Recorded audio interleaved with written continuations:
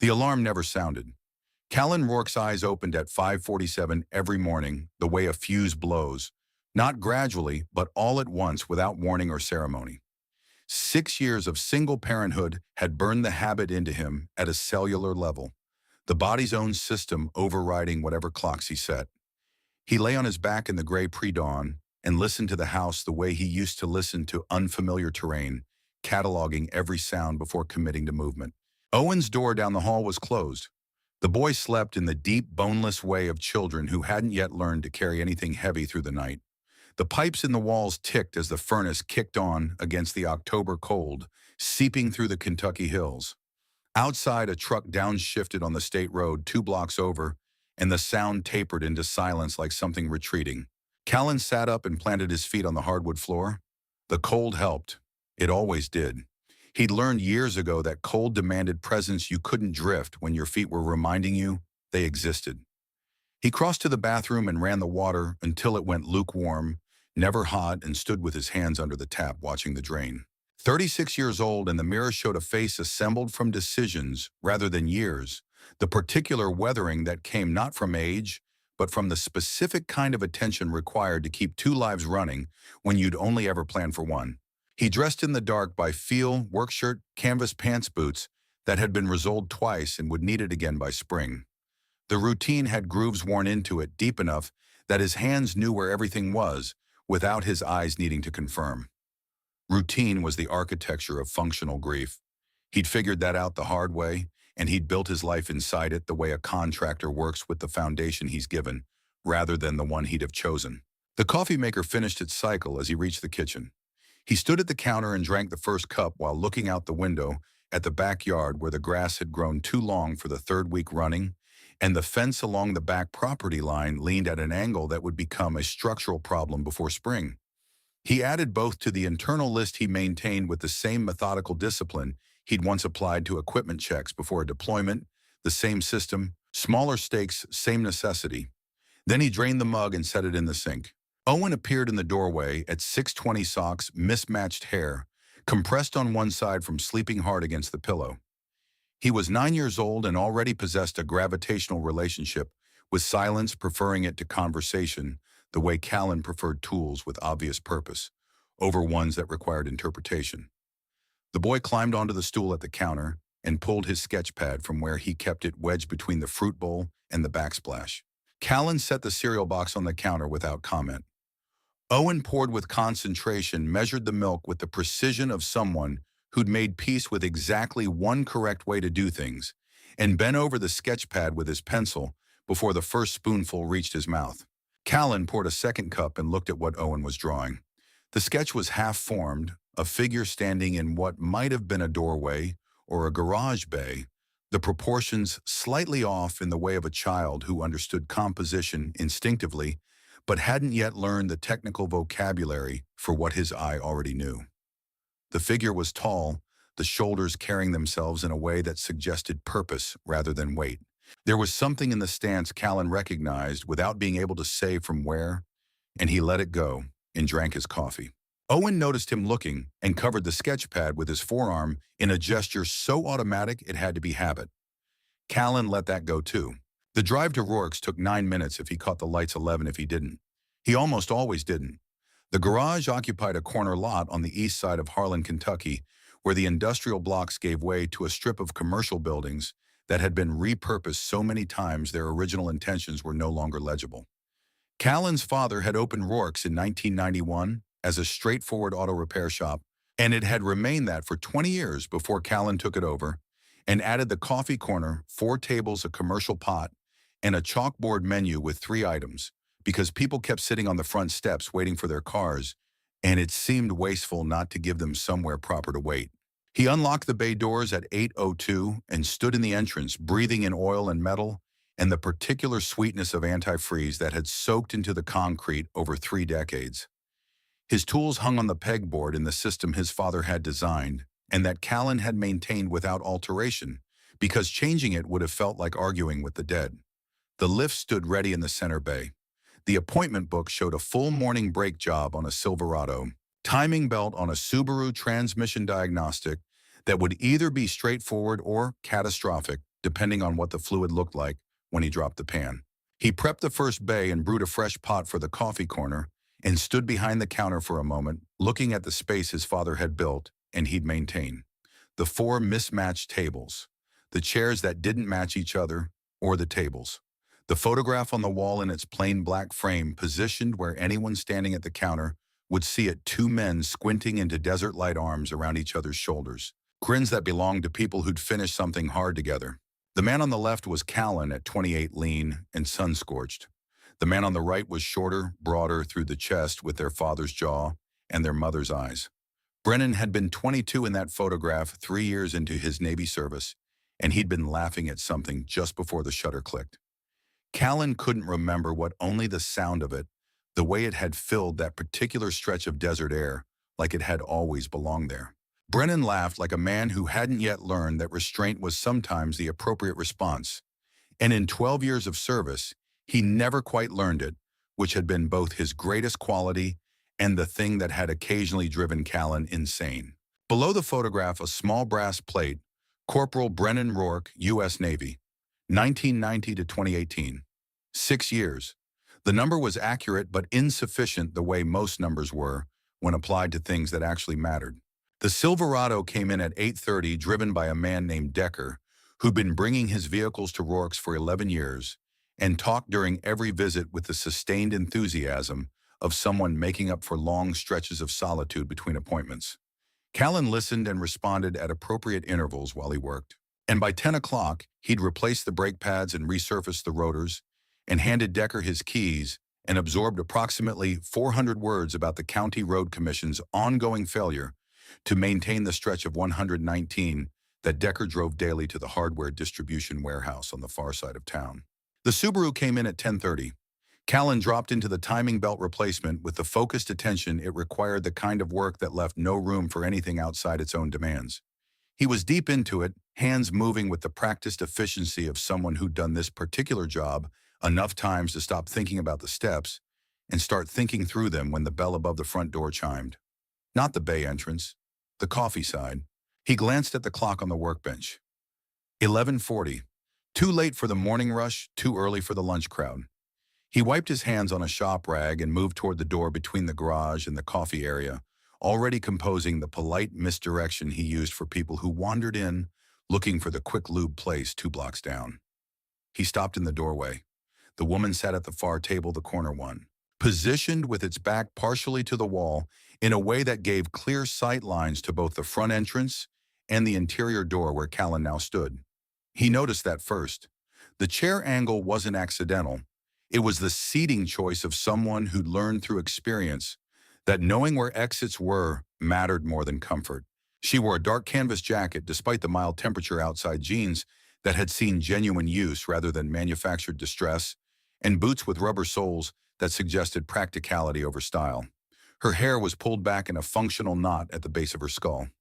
Late 20s or early 30s, he'd been trained to estimate accurately, and the habit hadn't left him. She wasn't looking at her phone. Her attention moved through the room in a pattern that appeared casual and wasn't.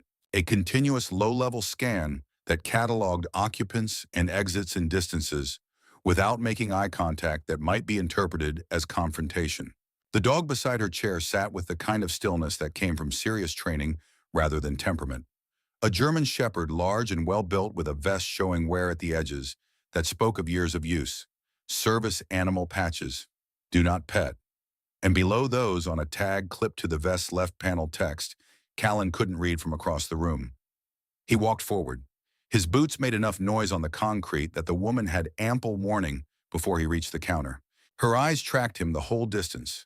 The dog's head turned to follow as well, though it remained seated. Morning. He moved behind the counter and reached for a mug. Coffee. The woman's gaze moved to the chalkboard, then back to him.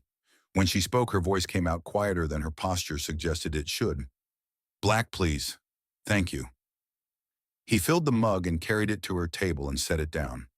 She accepted it with both hands wrapped around the ceramic, fingers checking the temperature with the unconscious thoroughness of someone accustomed to cold places. Callan pulled out the chair at the adjacent table, not hers, and looked at the dog. The dog was looking at him, not the ambient attention of an animal watching movement in its environment. This was specific, and still the dog's eyes had settled on Callan's face, and the quality of its attention had shifted in the seconds since he'd gotten close enough for it to get a full read of him. The animal's posture hadn't changed. Its ears hadn't moved. But something had happened in the 3 feet of distance between Callan and the dog that he felt before he could name. "Is he friendly?" Callan asked. "She brings him everywhere, so I assume." The woman caught herself a small tightening around the eyes, suggesting she'd said something she hadn't intended to. "He's fine. He doesn't bite." Callan looked at the vest tag from his closer position. The text was small but legible now. His eyes moved across it the way they moved across anything his brain flagged as significant completely, without visible reaction. K9 Kodak. Handler Corporal Brennan Rourke. The coffee corner went quiet around him in a way that had nothing to do with acoustics. He was aware of his own breathing, the faint hum of the refrigerator, a car passing on the street outside. The dog Kodak sat in front of him with the patient, absolute stillness of an animal that had been waiting for something and had just found it. Callan understood what he was seeing, a working dog encountering the scent of a lost handler carried on a stranger's skin. The biological memory of a bond that training had made total and death had made permanent. The dog wasn't confused. The dog was certain, and the certainty was the thing that made Callan's chest tighten. He looked at the woman. She was watching him, and whatever neutrality she'd been maintaining had shed itself in the time it had taken him to read the tag color gone from her cheeks, as though the blood had simply decided the surface wasn't where it needed to be. "Where did you get him?" He kept his voice level. He'd had years of practice keeping his voice level when everything inside him was doing something else entirely. Her hands tightened on the coffee mug. She looked down at the liquid, then back up at him, working through some internal calculation about how much to say and what it would cost her either way. "A man gave him to me." Her voice was careful, each word placed with deliberation. "6 years ago, at a truck stop outside Louisville. I didn't know his name until I read that." She gestured toward the vest tag without releasing the mug. "I didn't know anything about him except that he was kind, and he helped me when I needed help, and then he left." Callan absorbed this without responding immediately. 6 years. The dog would have been 2 or 3 then, based on current appearance, old enough to have been bonded with a handler in the way military working dogs bonded completely and exclusively, in a way that restructured their entire behavioral architecture around one person's presence. Old enough to have been left behind when that person didn't come back. "That was my brother," Callan said. The woman set down the coffee mug with the careful precision of someone managing a tremor she wasn't willing to show. The remaining color left her face entirely. She looked past Callan's shoulder to the photograph on the wall. He could tell from the angle of her gaze the way it fixed and stayed, and he watched her eyes find Brennan's face without turning to confirm what he already knew she was seeing. "I need to leave." She started to stand. The movement, careful and practiced in a way that telegraphed habit weight, transferred through the left leg, first the right, doing less work than the geometry of standing normally required. He registered it the way he registered everything, without comment, because comment was not useful and had never been his instinct, even before years of service had refined his understanding of what actually helped and what merely satisfied the impulse to acknowledge. "Wait." The word came out quiet, without urgency, but with enough weight that she paused, with her hand resting on the table edge for balance. "You don't have to tell me anything, but I'd like to know who you are." She stayed in that half-standing position for a moment that stretched past comfortable, and then lowered herself back into the chair with something in her expression that looked less like decision than surrender to the inevitable. "Wren Delaney." Her voice was steadier now, whatever internal settlement she'd reached giving it a foundation it hadn't had 30 seconds ago. "I'm not from here. I'm passing through." Passing through to where? She looked at the table. Nowhere specific. He'd heard that answer before, from people whose circumstances varied widely but shared a common architecture. The running from something structure that presented itself as a journey, because journey implied agency, and agency was something people in flight needed to believe they still possessed. He didn't say any of this. He said, "The hiring sign is still up out front if you saw it." She had. He could tell from the way her attention sharpened, Not surprise exactly, but the activation of something she'd been sitting on since she walked in. I saw it. Part-time, coffee service tables, basic stuff. 6 to 2 on weekdays, 8 to noon Saturdays. 15 an hour. He stood and picked up the coffee pot from the warming station and topped off her mug without asking. You'd need to be able to stand for stretches. Something moved through her face that he filed without examining the brief internal negotiation of someone whose offer had intersected with a limitation they hadn't yet disclosed. I can manage. References? No. Background check concerns. A pause. No.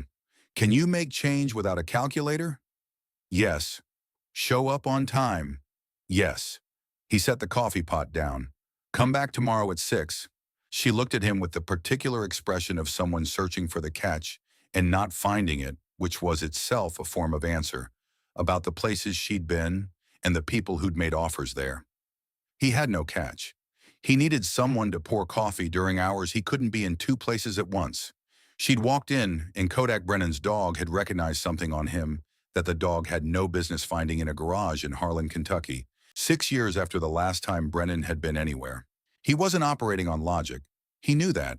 He'd stopped pretending logic was the only legitimate basis for decisions sometime in his early 30s, when enough things he couldn't have logically predicted had turned out to be exactly right. Brennan had operated the same way, which had occasionally produced friction between them, Callan wanting the analysis. Brennan trusting the instinct, in which Callan had eventually understood, was not a flaw in his brother's thinking, but a different and equally valid form of intelligence. He'd arrived at that understanding approximately 18 months after he could have told Brennan about it, which was its own kind of grief. Wren picked up her mug and drank. Across the table, Kodak made a sound, not a bark, not a whine, but a low exhalation that carried a quality Callan had no clean word for. The sound of something recognizing something else. The sound of a particular kind of waiting reaching its conclusion. She set down the mug and stood again more decisively this time. Thank you for the coffee. Mug's still mostly full. I know. She looked at the photograph one more time, Brennan's face squinting into light he hadn't known was running out. And then she looked at Callan with an expression that compressed everything she wasn't going to say into a single sustained moment. And then she looked down at Kodak. Kodak, heel. The dog stood, but instead of moving to her left side as trained, he took 3 steps toward Callan and sat down again closer now. Close enough that Callan could feel the warmth coming off the animal's body. He stayed there. His head was turned toward Wren, his body angled toward Callan, as though the competing claims of training and instinct had reached a temporary and uncomfortable compromise. Wren's voice sharpened. Kodak, heel, now. Kodak looked at her. He looked at Callan. He walked back to her left side and sat, but his head remained turned as they moved toward the door, tracking Callan until the angle made it impossible. Callan stood behind the counter and watched them go. The bell above the door chimed. Through the front window, he saw her cross to an older sedan parked at the far end of the lot. The kind of car chosen deliberately for its ability to disappear in traffic, nothing distinctive about its color or age or condition. She opened the rear door and Kodak jumped in. She stood with her hand on the driver's door and looked back at the garage for a moment, not at the window. He didn't think she could see him through the glare before she got in and drove away. He stood there longer than made sense and then went back to the Subaru's timing belt. Owen came home at 3:30 and dropped his backpack on the hook by the door, with the practiced accuracy of a child who'd been doing the same thing long enough to make it automatic. He set his sketch pad on the kitchen table and started working before Callan finished washing the grease off his hands at the utility sink. Callan dried his hands and looked over Owen's shoulder. The sketch was further along than the morning's version, the doorway figure, more defined proportions corrected, and a second figure beside it now, smaller, sitting on what might have been a stool or a low wall. The second figure had something at their feet that might have been a dog. Owen noticed him looking and didn't cover it this time. Do you remember what Uncle Brennan looked like when he was a kid? His voice was thoughtful, the way it got when he'd been working on something inside his head for a while. I have pictures. But what did he look like to you when you were kids? Callan pulled out the chair and sat down at the table. Smaller than me for a long time, then about the same. Then bigger he shot up the summer he was 15 and never let me forget it. He paused, turning something over. He had your grandfather's jaw, mom's eyes, and he used to forget things, important things sometimes. He'd promise to pick me up from somewhere and just forget, not because he didn't care, because his brain was always 3 conversations ahead of wherever his body was. Owen looked at the drawing. Was he a good brother? Mostly. Callan was quiet for a moment. He was better at some parts of it than others. He was very good at showing up when things were serious, less good at the ordinary parts. He looked at the sketch. Why? Owen considered the drawing, made a small correction with the pencil eraser, redrew a line. I was thinking about him today. I don't know why. He looked at the dog shape at the figure's feet. Ms. Prater said dogs are loyal because they don't know how to be anything else, that it's not a choice for them. Ms. Prater has a point, but that's not the same as what you and me have, right? Because we choose. Callan looked at his son, 9 years old and conducting philosophy in pencil while he waited for dinner. Brennan had done the same thing, arriving at large questions sideways through small observations, as though the direct approach was too obvious to bother with. The difference was that Brennan had usually done it out loud to anyone available at volume. Owen did it quietly and presented the conclusions only when they were fully formed. Right, Callan said. We choose. Owen nodded like this confirmed something rather than opened it. He kept drawing. They ate dinner while Owen talked about a science project involving electrical circuits that had apparently captivated the entire class in ways the curriculum's author probably hadn't anticipated. Callan listened and asked questions at the right moments, and the ordinary machinery of an ordinary evening ran its course until Owen went to bed at 9, and the house settled back into its familiar nighttime quiet. Callan sat at the kitchen table with a beer. He wasn't particularly committed to drinking, and looked at nothing in particular. He thought about the tag on the vest. He thought about a truck stop outside Louisville and his brother 2 weeks before the deployment. He hadn't come back from doing the thing Brennan had always done, finding the person who needed something and providing it without announcement or expectation of return. He'd done that with the stray cat under the back porch when he was 11. He'd done it at 17 with a classmate whose situation at home Callan hadn't even registered until Brennan had quietly rearranged his own schedule to accommodate it, never mentioning it, never asking for acknowledgement, which had frustrated Callan at the time because he hadn't understood that the not mentioning was part of the gift. He'd spent a decade and more understanding that about his brother. And then his brother had been gone, and the understanding had nowhere useful to go. Some people were built for finding the ones who needed finding.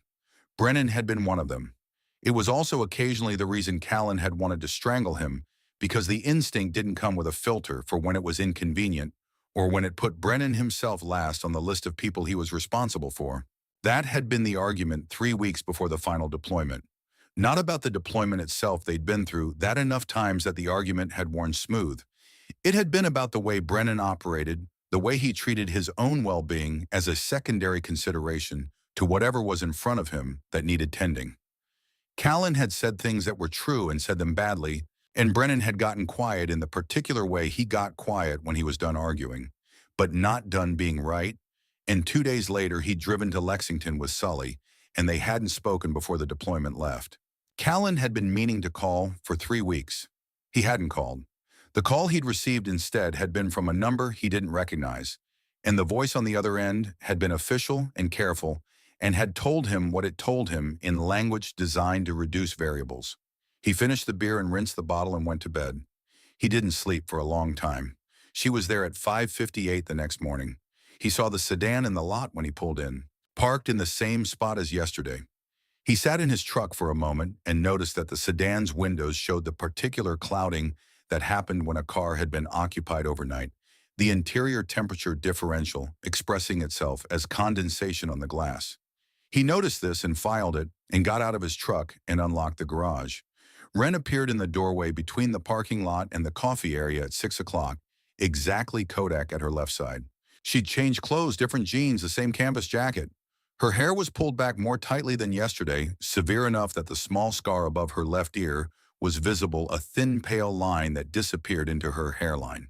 She looked like someone who'd prepared for this, as though preparation could stand in for the steadiness she wasn't sure she had. Coffee's fresh.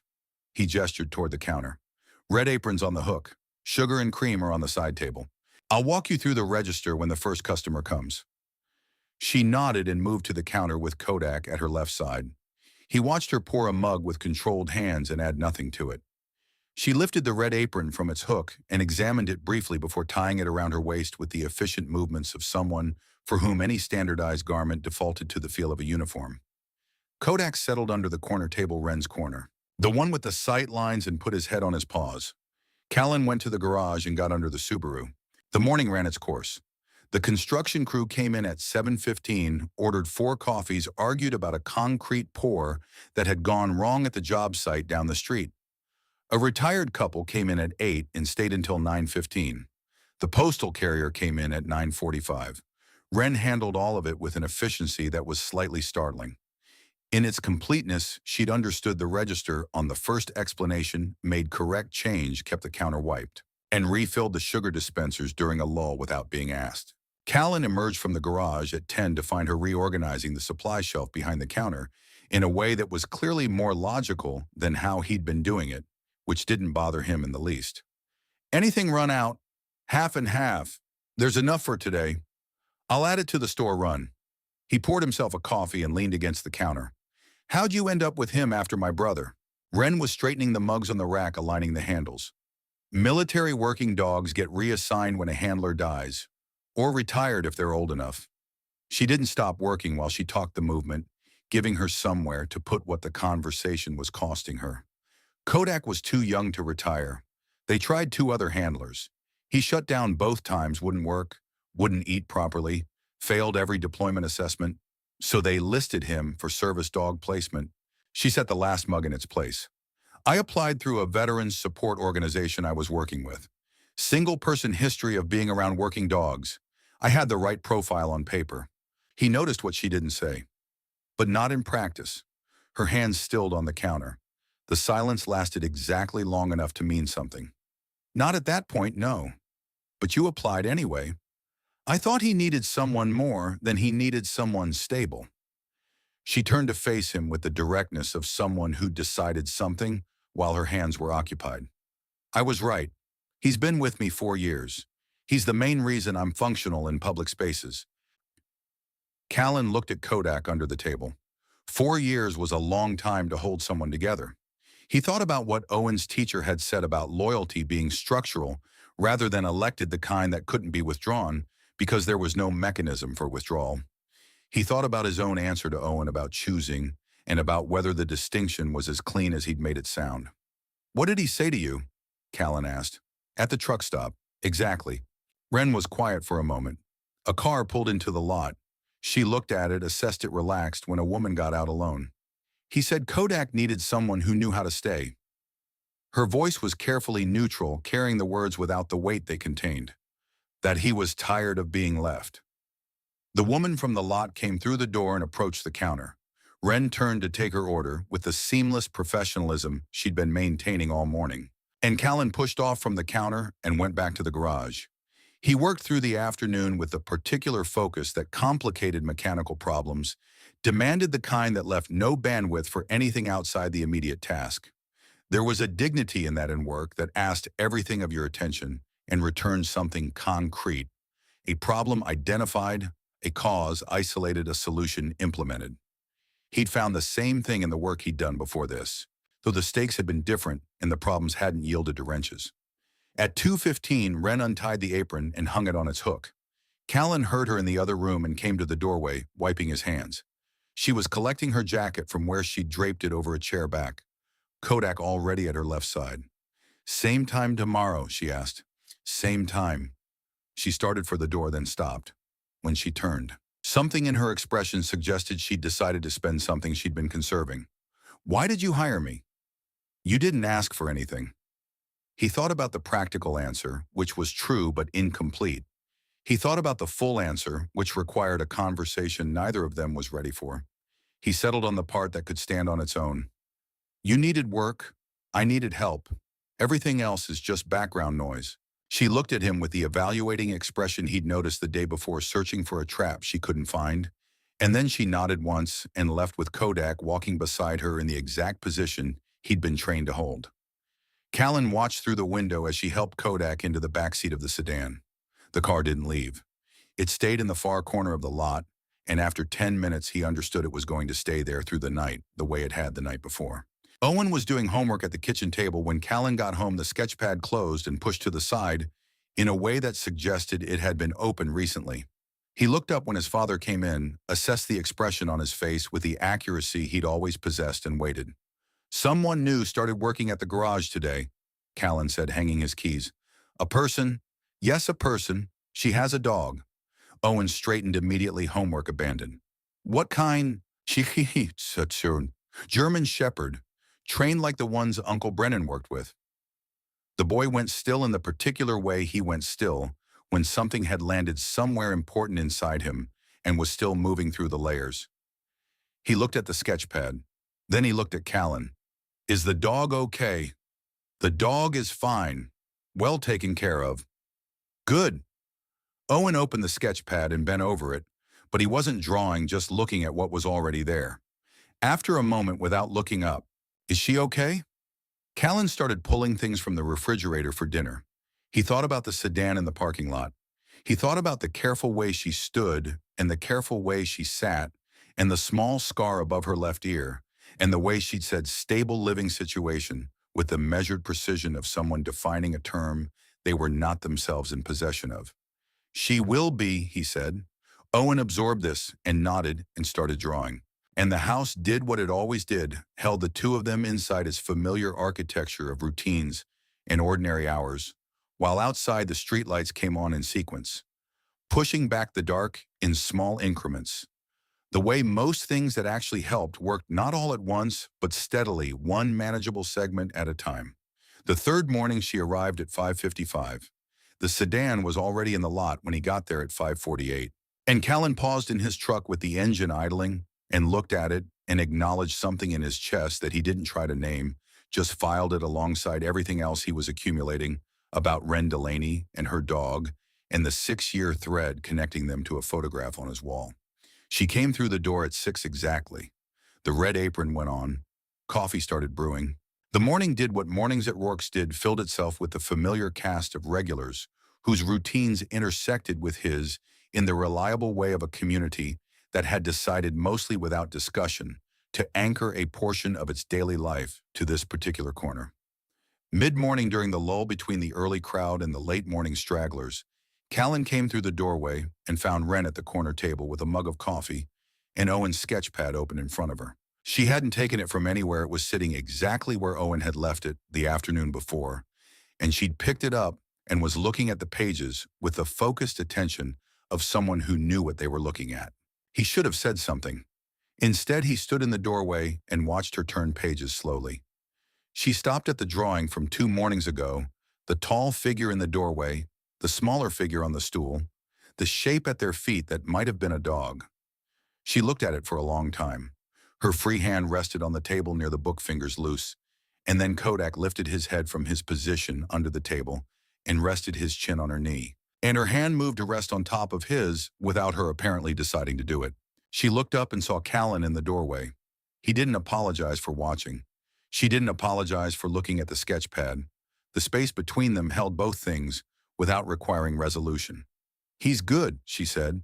Her voice was quieter than usual, the professional evenness replaced by something more honest and harder to maintain. "Your son. He sees things." Callan moved to the counter and poured a coffee. "He's been drawing Brennan a lot lately. He never met him. He builds him from pictures and what I tell him, which probably makes him more symbol than person by now." "Maybe that's not the worst thing." She looked at the sketch again. "Symbols can hold things that facts can't." He didn't have a response adequate to that, so he didn't attempt one. He drank his coffee. Kodak's chin was still on Wren's knee, the dog's eyes tracking Callan from across the room with the same quality of attention it had shown from the first moment, recognition looking for confirmation or confirmation that had already arrived and was simply waiting for the humans to catch up. "You were a medic," Callan said. It wasn't a question. She looked at him evenly. "What makes you say that?" "The way you handled the guy who cut his hand on the door jamb yesterday. You assessed before you moved. And the way you stocked the first aid kit when you found it was incomplete. You knew exactly what was missing without checking a list." "A beat. Veterinary technician," she said. Mobile vet service for 2 years. Before that, some first aid training. He nodded. He wasn't going to push. Whatever she'd done and been and survived before arriving at his parking lot was hers to disclose or not, and pushing wouldn't change the timeline. Only the trust that would eventually make the timeline possible. The sketch pad, she said, and closed it carefully and set it exactly where it had been. He won't mind. He'd probably be glad someone looked. She stood and moved back to the counter with Kodak at her side, and the morning continued its course. At noon, Owen appeared unexpectedly, a half-day some teacher professional development thing Callan had written on the calendar and forgotten. The boy came through the front door with his backpack and stopped when he saw Wren behind the counter. He looked at Wren. He looked at Kodak. Kodak looked at Owen. And then Kodak did something unexpected. He broke from his position beside Wren and crossed the space and sat down in front of Owen, tail moving in the slow measured arcs, ears forward, waiting.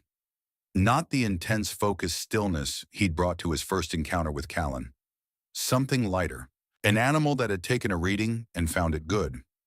Owen looked at Callan with an expression that asked permission and sought confirmation simultaneously. Callan nodded. The boy set his backpack down and crouched and let Kodak put his nose against his palm, and then Owen buried both hands in the thick fur behind the dog's ears and laughed sudden and unguarded, the kind that a 9-year-old couldn't produce on command, only on contact with something that earned it completely. Wren stood behind the counter and watched this. The expression on her face was one Callan hadn't seen from her in 3 mornings. Not the professional efficiency, not the alert scan, not the careful composure she deployed when questions approached the center of things.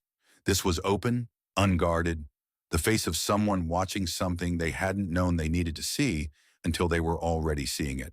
Callan looked at Wren looking at his son and Brennan's dog finding each other in the coffee corner of a garage in Harlan, Kentucky, and thought Brennan always found the ones who needed finding.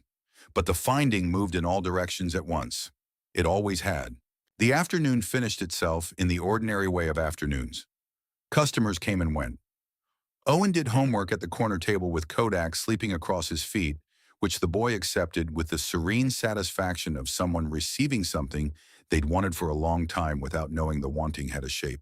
Callan worked on an alternator replacement and listened to the ambient sounds of his garage and his coffee corner and the unexpected arrangement of people that a Tuesday had produced, and when Wren hung up her apron at 2:15, Owen looked up from his homework and said, "Will you come back tomorrow?" Wren looked at Owen with the same open expression from earlier, and something in it fractured slightly and then steadied. "Yes," she said. "I'll come back tomorrow."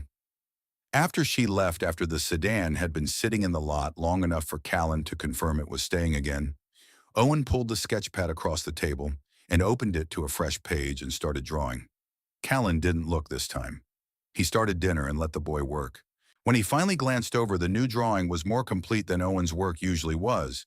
This early in the process, he'd gone straight to the defining details instead of the structural sketch.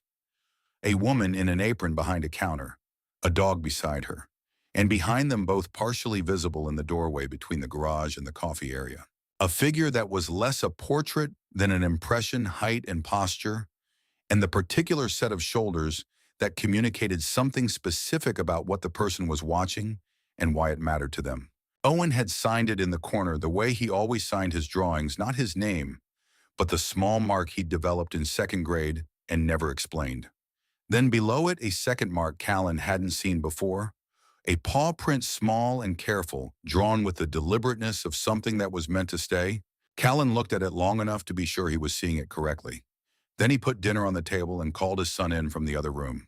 And the evening did what evenings in his house always did, moved through its reliable sequence of meals and homework and bedtime, and the particular quiet that followed, while outside the sedan sat in the lot and the streetlights held their positions against the dark, and everything that was going to happen next gathered itself in the ordinary way of things, already in motion, waiting only for the sufficient passage of time. The second week settled into rhythm the way good habits do, not through decision, but through repetition, acquiring its own authority. Wren arrived before 6 every morning, the sedan already cooling in the lot when Callan pulled in, and she had coffee started and the counter wiped before he finished unlocking the bay doors. She'd learned the regulars faster than he expected, not by asking questions, but by watching the way she watched everything. with that layered attention that catalog details others didn't bother collecting.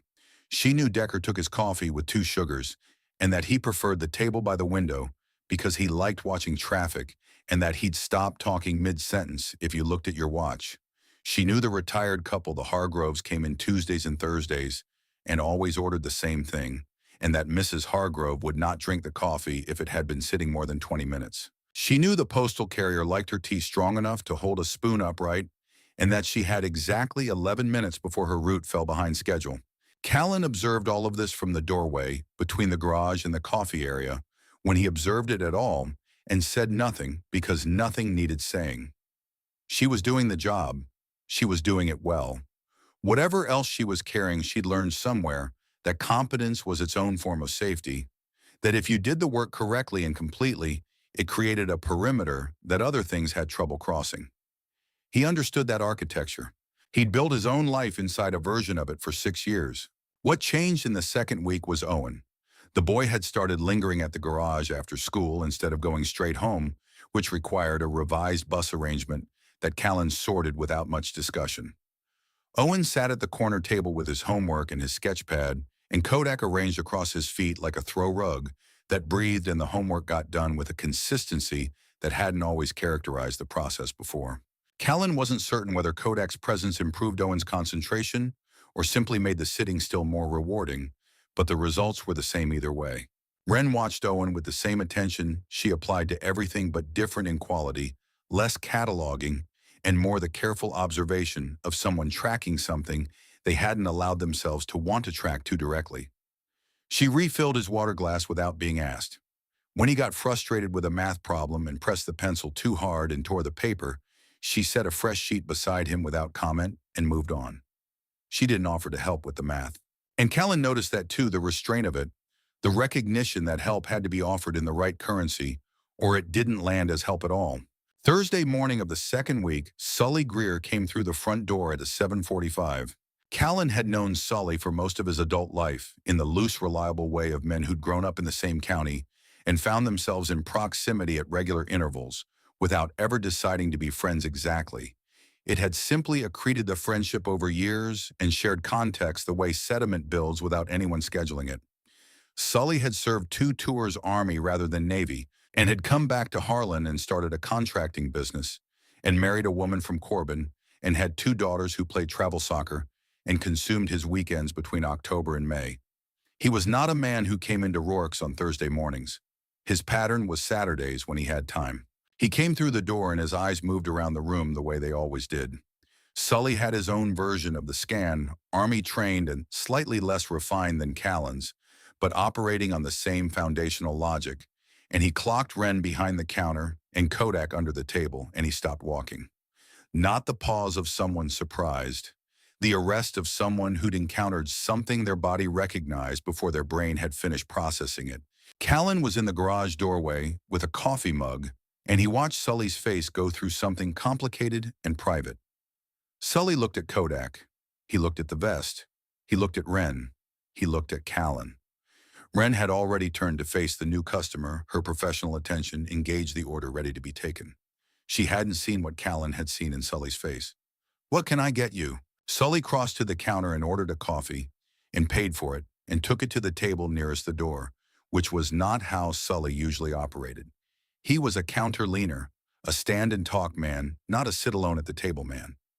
He sat with the coffee in front of him and looked at it and didn't drink. Callan finished his mug and refilled it and walked over and sat across from him. Sully looked up. The complicated thing in his face had settled into something that was trying to look like composure and not entirely succeeding. "You know who she is," Callan said. Not a question. Sully turned the coffee mug a quarter rotation on the table. Then another. "I know who the dog is." The garage had a particular quality of silence in the late morning, after the rush, and before the lunch drift that amplified things. Callan could hear Wren moving behind the counter. The quiet efficiency of her work, Kodak's breathing from under his table. He kept his voice low. "Tell me," Sully told him. 6 years ago, 2 weeks before Brennan's final deployment, Sully had driven Brennan from Harlan to Lexington for some administrative errand that Callan didn't remember anymore, and Sully had long since forgotten. They'd stop for gas and food at a truck stop on the outskirts of Louisville, the kind of place that existed in the permanent present tense of fluorescent light and diesel smell, and people in transit between places. Sully had gone inside to pay. When he came back, Brennan was crouched beside a woman sitting on the curb at the edge of the lot, a dog beside her. And Brennan was talking to her in the low, even voice he used when he wanted someone to know they were safe. The woman had a bruise along her jawline that she wasn't trying to hide because she'd stopped caring whether it was visible. She was holding her car keys in both hands like they were the only solid thing available. The dog Kodak, though he hadn't had that name yet, was pressed against her left side with his chin on her knee. And even then, even as a young animal who'd been separated from his original handler and hadn't yet found another, he was performing a version of what he'd been trained to do: locate the distress and stay beside it. Brennan had given her cash from his wallet and the address of a women's resource center in Louisville that he'd apparently memorized at some previous point for reasons Sully hadn't asked about. He'd written a phone number on a gas station receipt, not his own, a contact of his in Louisville who could help navigate the system. And he'd said something to her that Sully hadn't been close enough to hear clearly. Then he'd stood up and come back to the truck. Sully had asked him what that was about. Brennan had looked out the window as they pulled back onto the interstate and said, "She's running from someone. She's been running for a while. The dog helps, but she's running out of runway." A pause, then, "I just wanted her to know the runway wasn't gone yet." 2 weeks later, Brennan deployed. He didn't come back. Sully hadn't known the woman's name, hadn't known she'd kept the dog, hadn't known she'd eventually end up in Harlan in Callan's garage wearing Callan's red apron. He'd assumed when he'd thought about it at all that she'd eventually become someone else's story, that the help Brennan had provided had done its work and dissolved into the past the way help usually did, anonymous and untracked. Callan sat with all of this and didn't say anything for a long moment. The mug had gone cold between his hands. Across the room, Wren was wiping down the counter in the steady, methodical way she did everything her back to them, unaware of what was being laid out 20 feet away, like a map of something that had been territory all along without anyone having the full coordinates.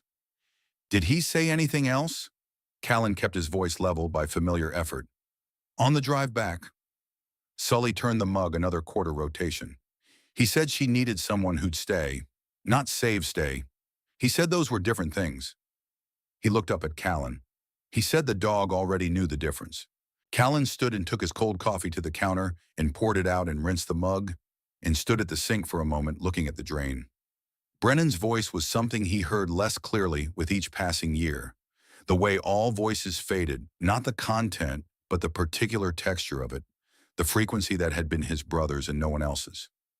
What didn't fade was the character behind the voice, the instinct. The way Brennan had always been able to identify exactly what a situation needed and provide it without making the provision into a performance. He hadn't been trying to be remembered. He'd been trying to extend someone's runway. The fact that his own runway had ended 14 days later was something Brennan hadn't known and wouldn't have factored in, even if he had. Callan turned from the sink and looked at Wren. She had noticed that he and Sully had been talking, and that something about the conversation had changed the room's atmosphere, but she was too disciplined to let her attention show in any way that would invite the conversation before she was ready for it. She kept working. Kodak had raised his head from his position under the table and was watching Callan with the steady attention that had characterized every interaction since day one. And Callan understood now, more fully than he had before, that what the dog was doing was not simply recognizing a scent. He was monitoring the thing he'd been trained to protect, which was not a person, but a state, the state of someone not being alone in the ways that actually damage you. Sully left at 8:30. Callan watched his truck pull out of the lot and sat for a moment with the weight of what he'd just learned, and then he picked up his tools and went back to work. He didn't say anything to Wren that day. He was still deciding what saying something would cost and what it would return, and whether the timing was right and whether timing mattered at all, given that the facts were the facts regardless of when they were delivered. Some information changed things by its existence, not by the moment of its arrival. He'd learned that in contexts where the information had been considerably higher stakes than this, and the lesson had left its mark. Friday came and went in the rain, the steady all-day kind that settled into the hills and stayed. Owen came to the garage after school and sat with Kodak while Callan worked, and Wren managed the reduced but persistent coffee traffic that bad weather produced people seeking warmth and somewhere to be that wasn't either their origin or their destination. By 2 o'clock, when Wren hung up the apron, Owen was asleep in the corner chair with Kodak draped across him in a configuration that should have been uncomfortable, and apparently wasn't. Wren stood looking at them for a moment before collecting her jacket.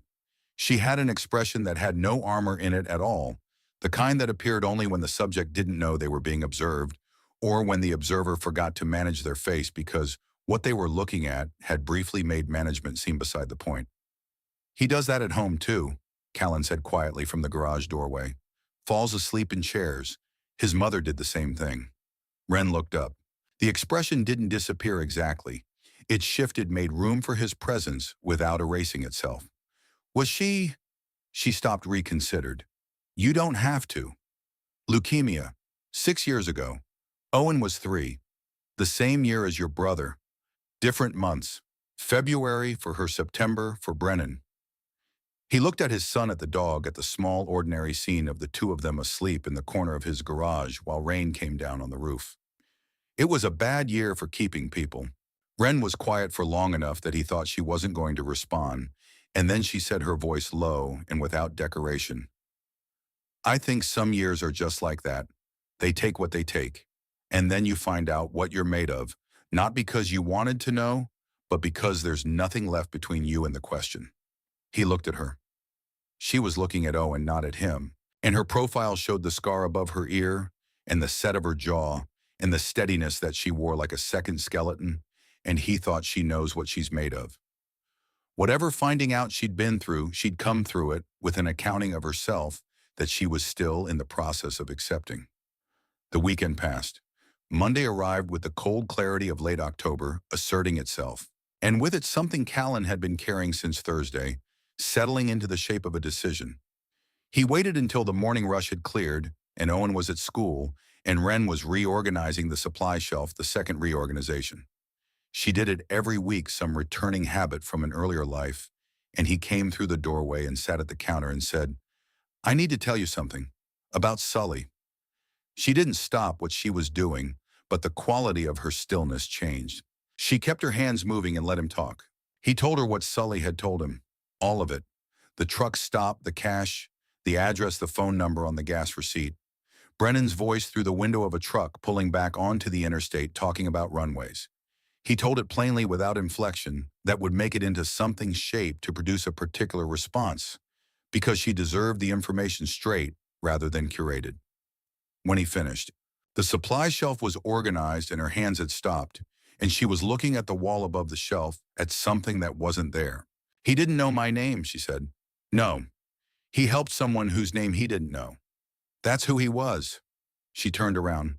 Her eyes were dry, but the effort that was costing her was visible in the set of her face, the particular tension of someone holding something back that is not small. "He didn't know what happened afterward. He never found out if the runway held."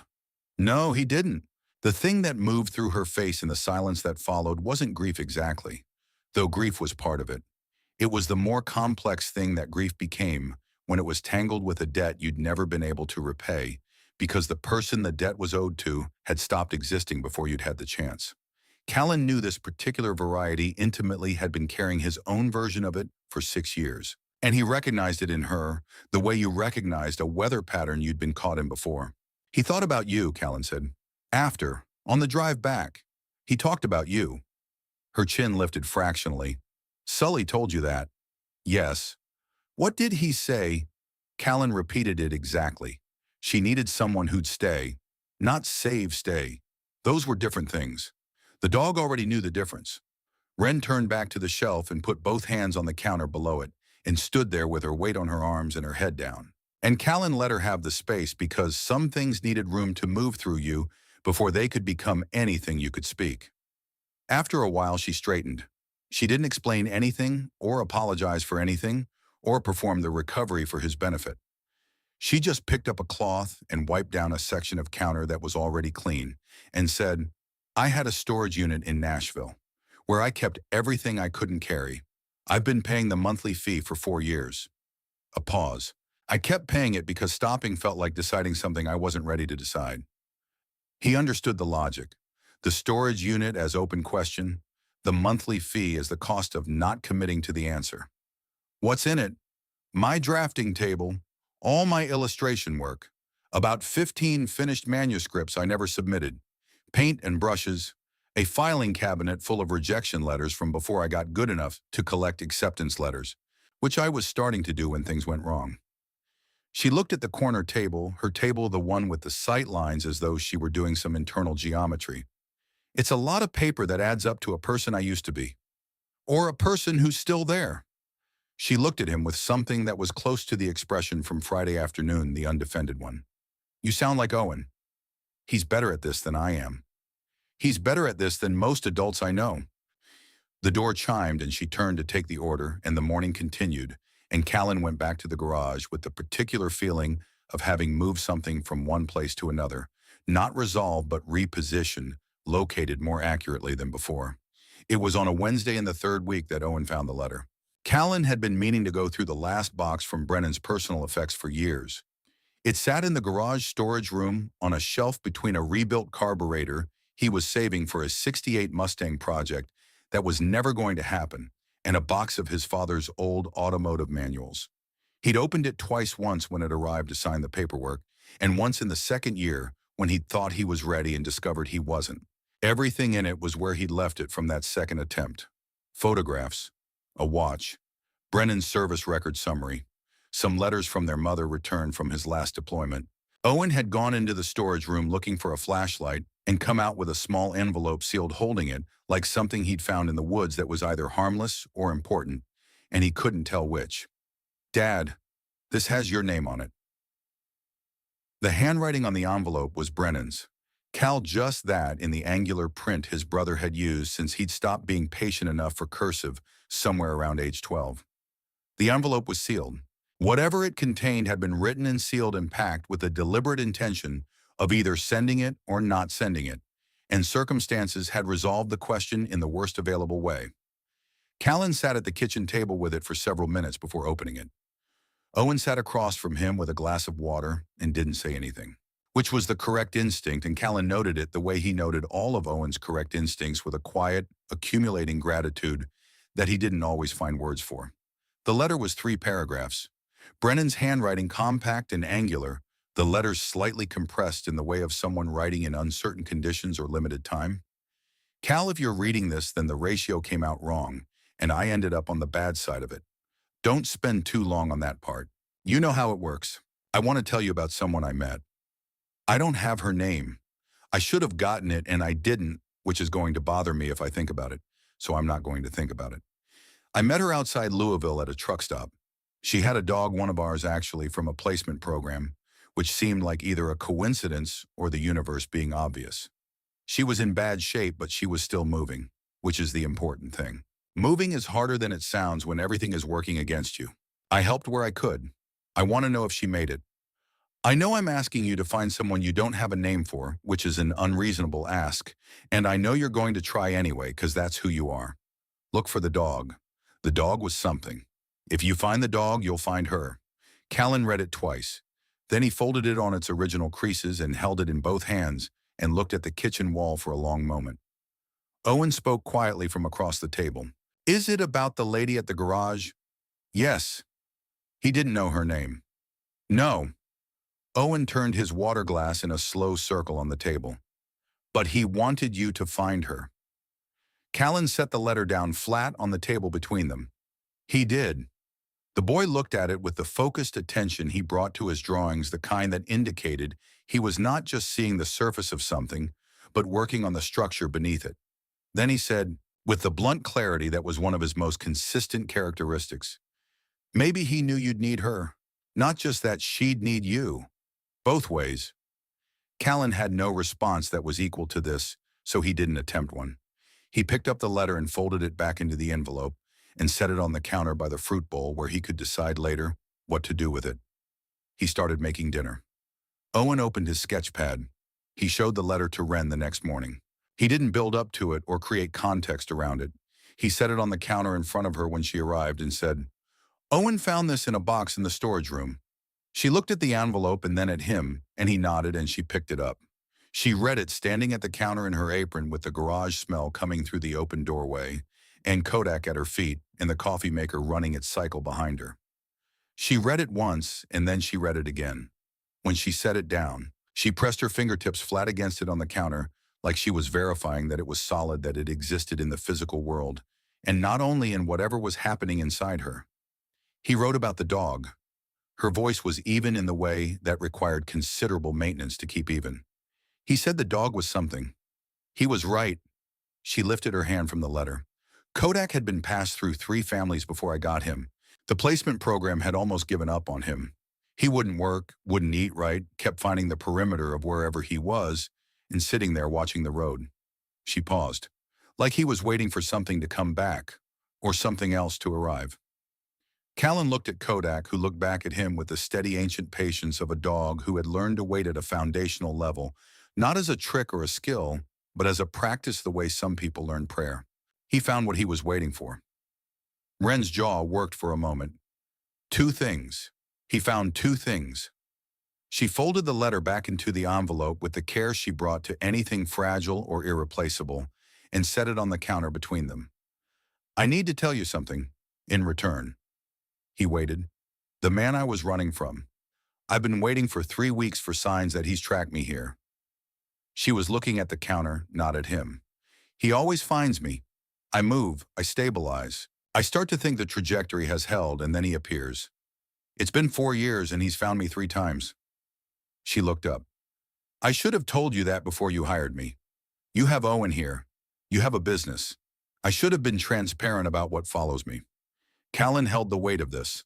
Not the surprise of it. He'd known something was following her from the first morning, had read it in every seating choice and every door check and every involuntary assessment of every person who came through the entrance. He'd known there was a shape to what she was carrying, even when he hadn't known the exact dimensions. What's his name? A pause. Derek Frayne. What does he do when he finds you? The first time he convinced the landlord to not renew my lease. Made calls, implied things. The second time he showed up at my job, I was working retail, and stood outside for 2 days until I quit from the pressure of it. The third time he filed a false report with animal control about Kodak. I had to spend 3 weeks proving Kodak's documentation before the case was dropped. Her voice was carrying the particular flatness of someone reciting facts that are too large to fit inside normal emotional bandwidth. He doesn't touch me. He's learned that touching me creates evidence. He just applies pressure until I move. Callan processed this. The methodology of it. The patient, sustained campaign of a person who had decided that someone else's freedom was an ongoing project for dismantling. He'd encountered this kind of thinking in other contexts. The weaponization of institutional leverage. The creation of conditions that made resistance more expensive than compliance. It was cowardly in the specific way that things done through proxies and paperwork were cowardly. It was also effective. Effective enough to have moved Wren 3 times in 4 years. He'll find this place eventually, she said. He always does. And when he does, she stopped. I don't want that to land on you and Owen. I should go before it does. You're not going anywhere. The words came out without the deliberation he usually applied to things he said out loud. They landed, and he didn't walk them back. Wren looked at him with the expression she'd brought to his no-catch offer on the first morning, the searching look, the one inventorying for the trap. You don't know what he's capable of. I know what I'm capable of. He let that stand for a moment, not as a threat, not as a performance, just a fact she deserved to have. I spent 12 years in situations where someone was trying to dismantle something I was responsible for protecting. I learned how to think about that kind of problem. Let me think about this one. The door chimed. The morning continued. Wren worked the counter with her characteristic efficiency, and Callan returned to the garage and spent the next 3 hours on an engine rebuild, while the other part of his mind, the part that had been trained to run threat assessments in the background, the way a computer runs maintenance processes during normal operation, worked the problem. Derek Frayne. The name was a handle. Handles led to information. Information led to leverage. Callan was not a violent man by preference or instinct. Violence had been a professional tool deployed in specific contexts under specific conditions, and this was not that context. But he knew how to build a perimeter. He knew how to identify an approach vector and place himself in it. He knew how to make the cost of continuing more legible than the reward. He called Sully from the garage at noon. Sully had connections in county records and knew people across 3 counties who owed him favors from years of contracting work, which meant he had access to the kind of unofficial information network that rural Kentucky had always run on, faster than official channels and considerably less encumbered by documentation requirements. Callan gave him the name and asked for what was findable and said he'd explain later. Sully called back at 3:15 while Owen was doing homework in the coffee corner and Wren was running end-of-day inventory. He had a Derek Frayne from Eastern Tennessee, early 40s, no criminal record, but 2 dismissed civil complaints from former neighbors and 1 from a former employer, each involving harassment or intimidation, claims that had been withdrawn, which was not the same as unfounded, and Sully understood the difference. There was also a code enforcement complaint from 3 years ago, filed by a woman matching Wren's general description who had not given her name, subsequently closed when the complainant couldn't be reached for follow-up. A man who understood exactly how much pressure to apply to keep complaints from going anywhere. One more thing, Sully said, his voice carrying the particular tone it got when the last piece of information was the one that actually mattered. Frayne filed a vehicle registration transfer 18 months ago. New address in Louisville, but he's had 2 recent out-of-state fuel charges, both in Kentucky. Callan stood very still in the garage with the phone against his ear, and the sounds of Owen's pencil and Kodak's breathing and Wren's quiet movement in the next room composing a landscape he was not willing to lose. When last charge was 11 days ago, in Harlan. He thanked Sully and hung up and stood with the phone in his hand for a moment. 11 days. The sedan's windows had been clouding with overnight condensation in his parking lot for 17 days. The arithmetic was unambiguous. Frayne had found Harlan within a week of Wren's arrival. He'd been here for 11 of the 17 days she'd been working at Rourke's. He hadn't moved yet. That meant he was watching, establishing pattern, building toward whatever application of pressure he intended. Callan went to the doorway between the garage and the coffee area. Owen was bent over his homework. Wren was behind the counter with her back to the room, replacing coffee bags in the supply cabinet. Kodak lay under the corner table, and his head was up, and his attention was directed toward the front window, with a focus that was different from his usual ambient, monitoring the narrowed particular focus of an animal that has identified something outside the ordinary threshold. Callan looked at the front window. The street beyond it was normal. A passing car, a pedestrian on the far sidewalk. Nothing that should have activated Kodak's attention. But Kodak's attention was not on the street. It was on the parking lot. Callan moved through the coffee area to the front window without rushing, because rushing communicated something to Owen, and he didn't want to do that, and looked out at the lot. The cars there were ones he recognized, 2 belonging to customers who'd left them for service, his own truck and Wren's sedan in its corner spot. A blue pickup he didn't recognize was parked on the street outside the lot, 2 spaces down from the entrance, at an angle that provided a clean line of sight to the coffee area's front window. The driver's seat was occupied. Callan looked at the truck for the length of time that appeared casual to anyone watching, 3 seconds, maybe 4. And then he moved back through the room to the garage doorway and stopped there with his arms crossed and his mind running the calculation with the same compressed efficiency it had been trained to use in conditions considerably louder than this. He could call the police. He could explain the situation to someone who would make a report that Frayne would know about, and that would accelerate whatever the man was planning. He could wait and let Frayne move first and respond, which was reactive and conceded the initiative. Or he could go outside and make the cost of staying visible in a language Derek Frayne understood, the language of someone who had assessed him and was not operating from the disadvantaged position of someone being stalked. He crossed back to the counter. Wren had finished the supply cabinet and was rinsing the coffee pots. Her back was still to the window. Kodak was still watching the lot. "I'm going to step out for a few minutes," Callan said. "Nothing you need to come out for." She turned. She read his face with the accuracy that came from weeks of watching it. Her own went careful and still. "He's here. Don't come out. Keep Owen inside." Something moved through her expression, fear first, then the thing that in her case sat just beneath fear and was harder, more durable. "Callan, keep Owen inside." He went out through the garage bay doors around the side of the building and came up the street from behind, approaching the blue truck from the direction that put the late afternoon sun at his back and in the driver's eyes. He walked without urgency, a man crossing his own parking lot in his own town, no performance of intention. Nothing that a camera would have recorded as aggressive. He stopped at the driver's window. The man inside was in his early 40s, the kind of physical presence that had probably been formidable younger and had thickened without softening. He had the face of someone accustomed to being the largest authority in his immediate vicinity, and the eyes of someone who'd just discovered that this was not that vicinity. Callan stood with his hands in his jacket pockets and looked at the man for a moment, and then said without raising his voice, without the particular set of jaw that telegraphed emotion, "Derek Frayne, I know the Louisville address, and I know the 2 civil complaints that got withdrawn, and I know the fuel charges that put you in Harlan 11 days ago." He kept his tone the way he kept it when he was explaining a mechanical problem to a customer, informative without drama. "I know what you do, and I know how you do it, and I want you to understand something about what you found here. This isn't retail or a landlord or an animal control database. You walked into a different set of variables." Frayne's jaw was tight. He didn't speak. "I'm going to ask you to drive out of Harlan," Callan said. "Not because I'm asking you nicely, because the alternative involves me making calls to people in Louisville who have professional interest in the 2 complaints that got withdrawn, and what they find is going to take your method apart publicly in a way that can't be re-withdrawn." He held the man's gaze without pressure, just held it evenly, the way you held a load-bearing position, because the thing behind it needed time. "Drive out of Harlan, don't come back. I'll know if you do."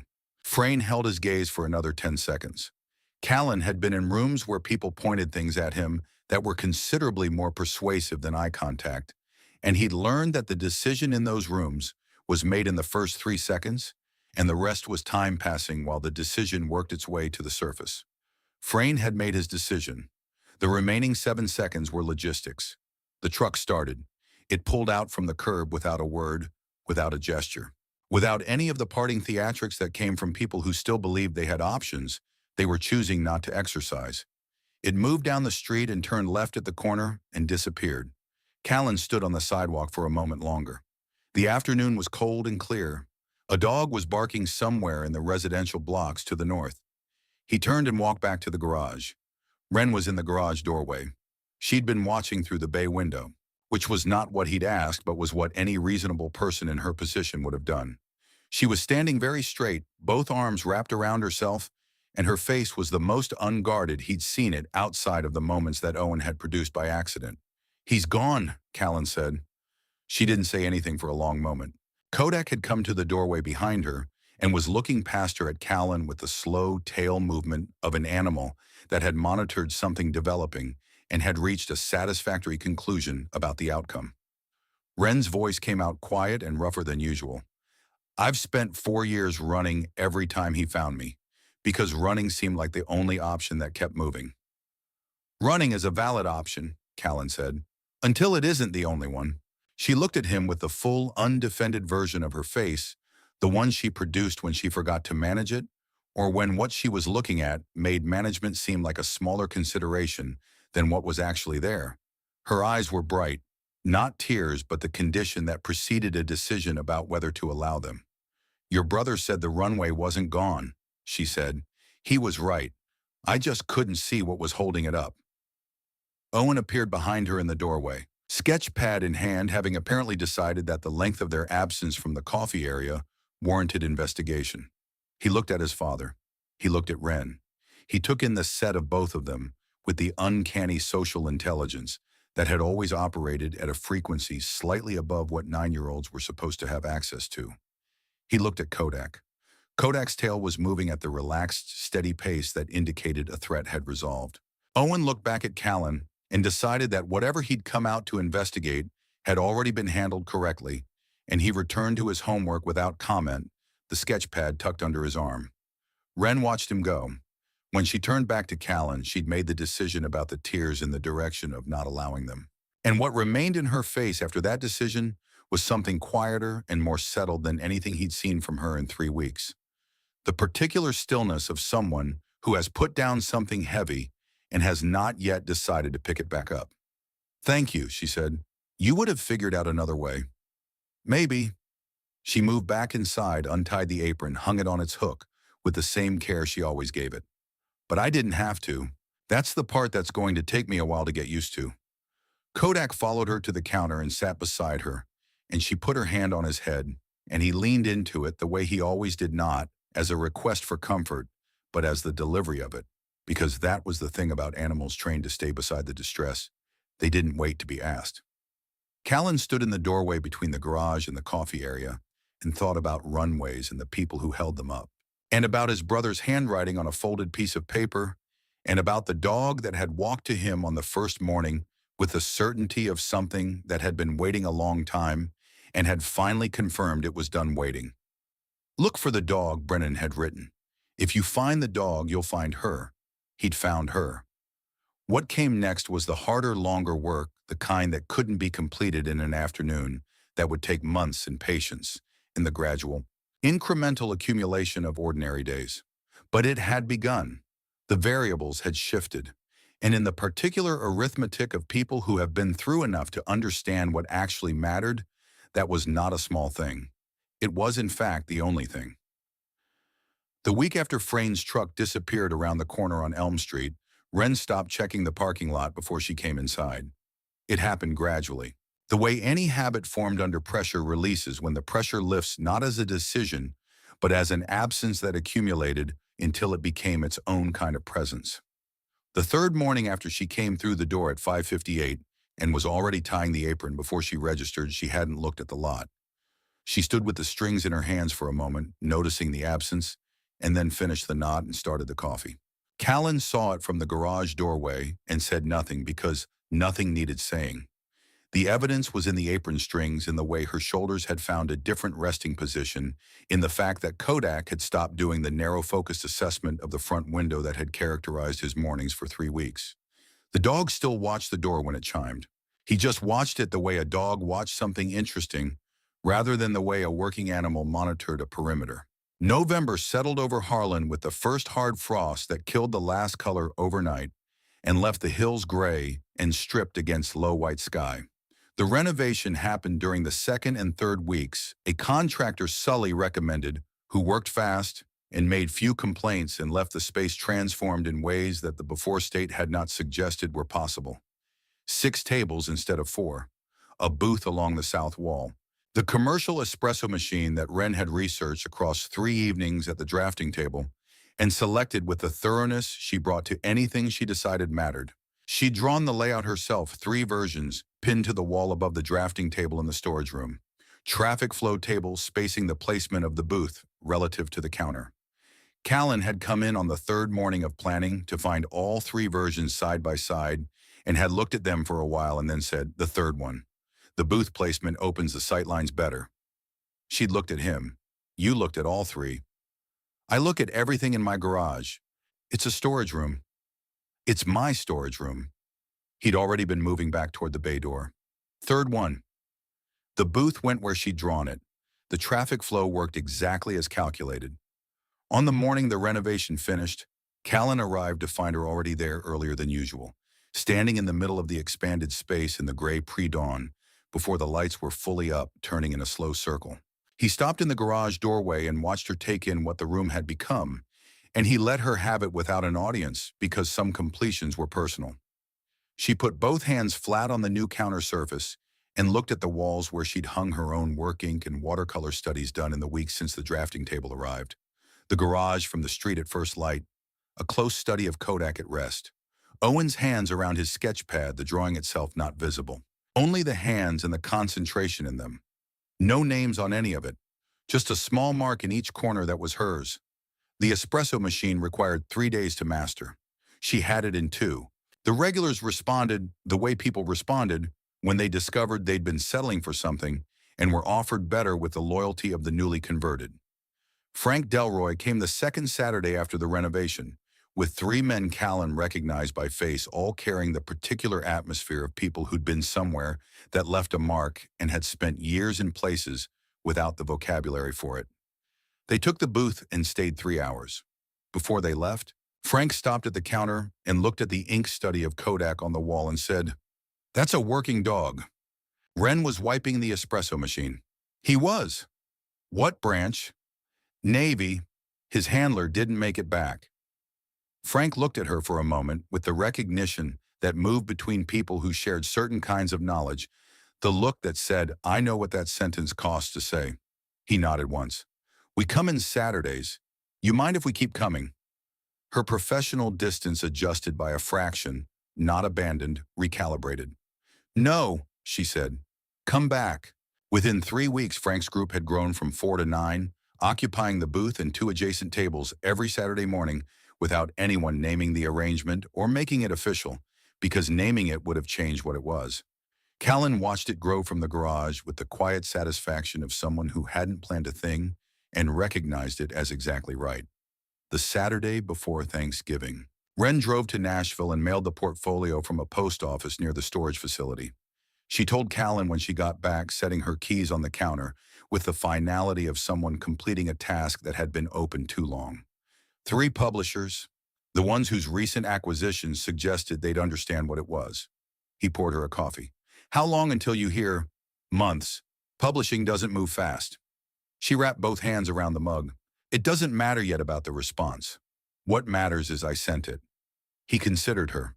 What made it today? She was quiet for a moment. Owen asked me last night if I was scared it would come back rejected. I said yes. He said the worst thing that can happen is it comes back, and I already know what it feels like to have things come back at me, and I'm still here. She looked at the counter surface. 9 years old. He gets that from somewhere. She looked at Callan over the rim of the mug with the directness she'd been building toward across 6 weeks of incremental disclosure. He gets it from watching his father function every day in a house that lost what it was supposed to have and still build something worth having. Don't underestimate what showing up looks like from a child's height. He was quiet for a moment. There were several true things he could have said, and the silence held all of them. What he settled on was the one most precisely accurate. His mother would have liked you. Wren received this without deflecting it, which itself was a form of answer, about how far she'd come from the woman who'd moved tables every time a stranger looked at her chair. Tell me about her sometime. I will. The week before Christmas, Owen brought home a family history project from school, an assignment requiring photographs, interviews, written history assembled into a presentation. He conducted the interview at dinner with the formal gravity of someone running an official proceeding, asking about the garage's founding year, their grandfather's arrival in Harlan, what his mother had looked like young, what Uncle Brennan had loved about his work. Callan answered each one, while Owen wrote in his line notebook. When the official questions were done, Owen set down the pen and looked at his father with the expression that preceded the questions he'd actually come to ask. Is Wren part of our family history? Callan thought about this with the weight it deserved. What do you think? Owen gave the question the time he gave everything that mattered. I think she's connected to Uncle Brennan, which connects her to us. And I think she's part of what's happening now, which becomes history anyway. He looked at his notebook. I want to write about her and Kodak. Ask her. He did the next morning at the garage with his notebook and the same formal gravity while Wren was calibrating the espresso machine. She looked at him for a long moment, the look Callan had learned to read as the surface expression of something going considerably deeper, and said, yes, you can write about us. Owen sat at the corner table and opened the notebook and started writing. Kodak relocated from Wren's side to his secondary position across Owen's feet, and the arrangement completed itself without discussion, the way arrangements in that garage had a tendency to do. Wren watched them from behind the counter for a moment. When she turned back to her work, the set of her shoulders had the particular quality of someone who has just received something they'd stopped expecting and are still deciding what to do with the fact of having it. On Christmas Eve, Callan called her at 3 in the afternoon. She came at 6 with a bottle of red wine she'd been saving for an occasion that seemed worth it, and Kodak wearing a red bandana around his neck that Owen had requested specifically. Owen assessed the bandana with critical satisfaction. Kodak bore it with the resigned dignity of an animal who had made a strategic calculation about which battles merited his energy. The evening organized itself without planning, Owen managing the roles with the concentration of a surgeon Wren at the counter following his instructions about butter quantities, Callan handling everything else, while Kodak occupied the center of the kitchen floor and redirected all foot traffic. The rolls came out imperfect and excellent. Owen accepted the compliments without false modesty. The wine was better than the occasion required, and Callan said so. After Owen went to bed, they stood at the kitchen counter with the last of the wine and the house quiet around them. The tree in the corner threw colored light against the ceiling. Outside, Frost was working at the window edges. Wren reached into the bag she'd brought and set a small box on the counter between them. "You should have this tonight." He opened it. Inside, wrapped in soft cloth, was a photograph in a dark wood frame. Brennan at 23 at a truck stop, hands in his jacket pockets, squinting into afternoon light, grinning at whoever was behind the camera. The grin that appeared in the photograph on the garage wall and the snapshots from their childhood in every image of Brennan that had ever been taken entirely genuine. The face of someone who had found his context and inhabited it completely. Sully had the original. Her voice was careful in the way she was careful with things that mattered too much for casualness. Brennan gave it to him as a joke, something about documenting a perfect day. Sully said the perfect day was the one that ended at that truck stop. He thought you should have it. Callan held the frame and looked at his brother's face for a long time. He always found the ones who needed finding. The words came out quiet, belonging to the room. "I had that put on his marker 5 years ago. I couldn't explain why it was right. I just knew it was." Wren was still beside him. Not the managed stillness she'd brought to the early weeks, the natural stillness of someone sitting inside something rather than alongside it. When she spoke, because it was the whole of him, everything he did was the same act. Finding the right person and staying. The truck stopped, the letter, all of it. He set the frame on the counter and looked at it. Then he turned to look at her. 6 weeks since she'd walked in with a dog and no name on record, and the posture of someone who'd been moving so long that stillness had become a foreign country. She'd signed a lease. The storage unit was empty. The drafting table was in his garage and her illustrations were on his walls. And her name was on the lease of an apartment 6 blocks away, which was the first address she'd committed to in 4 years. She was still careful, still watchful. Those things wouldn't dissolve entirely, and he didn't need them to. But she was here, and she'd stopped looking for the exit, and those were not small things. He reached out and covered her hand where it rested on the counter. She turned her hand over and her fingers closed around his with the ease of something that had been deciding to happen for a while and had finally found the right conditions. He kissed her once carefully, giving her every opportunity to redirect it. She didn't redirect it. She leaned into it the way she'd leaned into nothing since he'd known her, not as request but as confirmation. The physical expression of a decision already made. When they separated, Kodak was in the kitchen doorway, watching them with slow tail movement and soft ears, an animal that had completed something long and was allowing itself to register the completion. Wren looked at him and something in her face went open in a way that had no performance in it at all. "He's been waiting for that longer than either of us. He had more information." She laughed, the real laugh, the one he'd heard perhaps 4 times in 6 weeks, and that was still new enough each time to feel like something given. She looked at the photograph on the counter, Brennan grinning into a perfect afternoon. "You know what I keep thinking about the letter." He said, "Look for the dog, that if you found the dog, you'd find me." She paused. "But Kodak found you. On the first morning. I was just the person on the other end of the leash." Callan considered this. Maybe that's the same thing. Finding and being found. From different directions it looks different, but it's the same act. He understood that. She looked at the photograph. That's what he was doing everywhere, not forcing things together, just making the conditions and trusting the rest. He thought about the inscription on the grave marker and understood, standing in his kitchen on Christmas Eve with his brother's photograph on the counter and this woman beside him and her dog in the doorway, why those words had been right 5 years before he'd known why they were right. Some things were true in advance of their evidence. He always found the ones who needed finding.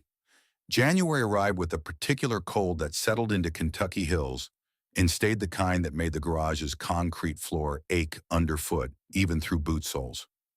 Wren came in every morning, and the red apron went on, and the espresso machine ran, and the regulars came, and the work got done, and something in the entire operation had shifted from the provisional quality of the early weeks into the settled weight of something that had decided to be permanent. Frank Delroy's Saturday group had reached 11 people by the second week of January, occupying the booth and 3 tables, and generating the low continuous sound of people talking without performance. The specific atmosphere of a room where certain things didn't need explaining. Callan watched it from the garage doorway during his coffee break and thought about what his father had intended when he'd added 4 mismatched tables to the corner of an auto shop, a place for people to wait. Nothing more ambitious than that, and what it had become instead. Owen was doing a presentation on family history for his class. He'd worked on it for 2 weeks, assembling photographs and his written interview. And at the center of it, one of his own drawings, the 2 figures, at the drafting table, the dog beneath the photograph on the wall behind them. His teacher sent a note home at the end of the week. Callan read it at the kitchen table that evening. The note said Owen had presented his project by saying his family was made of people who'd found each other, and that finding took different amounts of time depending on how far apart people started, but that the distance didn't matter as much as the arriving. He showed the note to Wren the next morning. She read it at the counter with her coffee. She set it down and looked at it for a moment. Did he really say that? He wrote it down first. He practices things he wants to say correctly. She looked at the note again. Then she picked up her coffee and went to take a customer's order and didn't say anything more about it, which was the right response, because some things were complete without addition. The last Saturday in January, after Frank's group had cleared out and the tables were wiped and the espresso machine cleaned and Kodak asleep under the corner table, Wren stood at the drafting table in the storage room, working on something Callan hadn't seen yet. He appeared in the doorway the way he appeared in doorways, enough noise to give warning, no announcement. She was illustrating. The piece on the board was further along than anything she'd shown him from the portfolio work. Looser, more confident, the line quality of someone who had stopped being careful and started being precise, which were different things. The image showed a garage interior morning light coming through a bay window at a low angle and falling across a floor where a dog was asleep. In the background, partially visible through the doorway to the coffee area, 2 people stood at a counter, their postures suggesting conversation or comfortable silence. It was impossible to tell which, and that was the point. Is that for the book? He asked. New book. She didn't look up from the board. The one about what happens after the dog finds what he was looking for. He looked at the illustration. The dog asleep in the morning light. The 2 figures, neither dominant, neither peripheral, just present in the same space. The quality of the light itself, not the dramatic light of arrival or departure, but the ordinary light of a regular morning in a place that had become familiar. It's good, he said. It's honest, she said, which is harder. He understood the distinction. He went back to the garage, and the day continued in the way days at Rourke's continued, incrementally without fanfare, each hour adding its small weight to the accumulation of ordinary time that was, he'd learned, the actual substance of a life worth having. Not the moments of arrival or resolution, though those mattered too. The substance was the Tuesday mornings and the brake jobs and the coffee cooling in the mug and the boy asleep upstairs and the dog across the floor and the woman at the drafting table making something honest out of what had happened to both of them. February came. Wren received a response from one of the publishers, not a rejection, a request for the full manuscript, and a call with an editor who had questions about the illustration style and whether the project had room to expand into a series. She told Callan on a Thursday morning, setting her phone on the counter between them with the email open. He read it. He read it again. What do you say on the call? He asked. Yes, she said. I say yes to all of it. He pushed the phone back toward her. She was watching him with the expression he'd been learning since October, the full, unguarded version of her face, the one that appeared when she forgot to protect it or decided protection was beside the point. He'd stopped trying to find words adequate to it and had accepted that some things were meant to be received rather than described. On a Saturday in mid-February, Callan took Owen and Wren to the cemetery.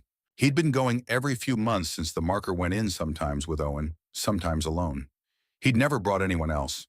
He drove through the cemetery's main gate and along the path that curved up through the veterans section, the rows of uniform granite markers standing in the pale winter light, and parked at the spot closest to the oak tree, under which Brennan's grave occupied its particular piece of Kentucky ground. Wren had been quiet in the car. Not the vigilant quiet of the early weeks, a different kind, the stillness of someone moving towards something they'd been carrying for a long time and were finally close enough to put down. Owen got out first and waited. Kodak jumped from the back seat and walked directly toward the grave without any direction from anyone, his pace measured and certain, a dog moving with the confidence of an animal that knew exactly where it was going. He stopped at the marker and lowered himself to the ground and placed his chin on his paws and stayed. Owen looked at the dog lying in the thin winter sun and then at his father and didn't say anything, which was exactly correct. Wren stood at the edge of the path looking at the grave from several feet back. Her hands were at her sides. She was looking at Brennan's name carved in granite, not the photograph on the wall where she'd been looking at it for months, but the name in stone. The permanent and irreducible fact of it. Callan walked to the marker and stood beside Kodak. Owen came and stood beside his father. After a moment, Wren crossed the remaining distance and knelt in the winter dead grass, not bothering with care for her knees or her prosthetic or any of the physical logistics of kneeling. She pressed one hand flat on the ground in front of the marker, the way she'd pressed her hands on the counter on the morning the renovation finished, confirming that something solid was there. "I've been trying to figure out what to say to you for 6 years." Her voice was low, directed at the stone and whatever was behind it.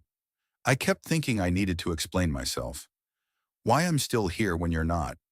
What I did with the runway you gave me." She stopped. "I didn't do much for a long time. I want you to know I know that. And I want you to know that I'm doing something with it now. I think you'd recognize what it looks like." Kodak had not moved. His eyes were open, watching the middle distance, the way dogs watch things that weren't visible to anyone else. Owen crouched beside Wren and put his hand on her shoulder in the matter-of-fact way he offered comfort. Not performance, not calculation, just a hand on a shoulder, because a shoulder was there, and a hand was what he had. "He knows," Owen said. "He sent Kodak ahead to make sure everything was okay before you got here." Wren looked at the boy. Something in her face fractured, the way it had fractured on the night he'd given her the drawing, but this time she didn't look away from it or try to smooth it over. She let it be visible. Callan looked at the inscription on the marker's lower face, the line he'd had carved without fully understanding why it was true. He always found the ones who needed finding. He understood it now the way you understood something that had been waiting for you to catch up to it. Brennan had been doing this his whole life, the stray cat under the porch, when he was 11, the classmate whose home situation Callan hadn't even noticed, 12 years of finding the people in the field who needed finding and staying beside them until they didn't need it anymore. The truck stop outside Louisville had been the same act as everything else. The letter had been the same act, extended forward in time past his own death, trusting that the finding would continue even when he couldn't do it himself. He'd sent it forward to Callan. Callan had found Wren. Wren had brought Kodak. And Kodak had walked across a coffee area on a November morning and sat down in front of a man who smelled like someone he'd loved and refused to move because the dog had understood something none of them had articulated yet, that finding wasn't a single moment. It was the whole accumulated thing. The letter in the truck stop, and the mornings with the apron and the drawings on the wall, and the hand on the counter on Christmas Eve, and a woman kneeling in February grass saying out loud the things she'd been carrying since long before any of them knew her name. He put his hand on Owen's head for a moment, and Owen leaned into it, fractionally, barely perceptible the way Kodak leaned into Wren's hand, not asking for anything, just registering that the contact was there and was good. Wren stayed kneeling for a while. Nobody hurried her. The cemetery was quiet in the way of places that have held a great deal for a long time and have made their peace with the wait. When she finally stood using the marker's base to push up with one hand, she looked at Callan with the expression that had no armor anywhere in it. She didn't say anything.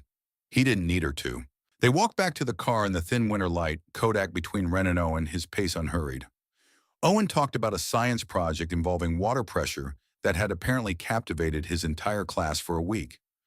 Wren asked questions with a genuine interest she brought to Owen's enthusiasms, and the conversation carried them across the cemetery path and out through the gate and back into the ordinary world where water pressure and espresso calibration and brake jobs and school projects compose the actual texture of days. That evening, after Owen was asleep, Callan sat at the kitchen table with the photograph Wren had given him on Christmas Eve. Brennan grinning into the light of a perfect afternoon. The photograph had moved to the mantelpiece between Lena's picture and the memorial portrait, 3 different kinds of love and 3 different kinds of loss arranged in a row on a shelf above the fireplace.